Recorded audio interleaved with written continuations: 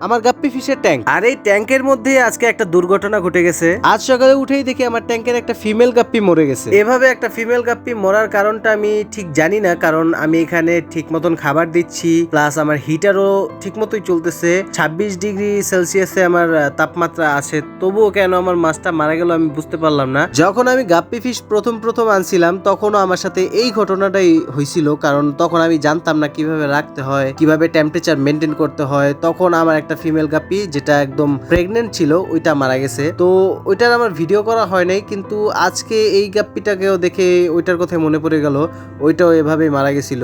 আপনাদের কাছে যদি আমার জন্য কোনো সাজেশন থাকে, যেমন কিভাবে গাপ্পিকে রাখতে হয়, কিভাবে টেম্পারেচার মেনটেন করতে হয়, কিভাবে খাবার দিতে হয়, তাহলে অবশ্যই আমাকে কমেন্ট বক্সে জানিয়ে দিয়েন। কারণ আমার এখন আপনাদের সাহায্যের অ্যাডভাইসের খুবই দরকার, কারণ আমার এই নিয়ে 2টা গাপ্পি মারা গেল। গাইজ, এই হচ্ছে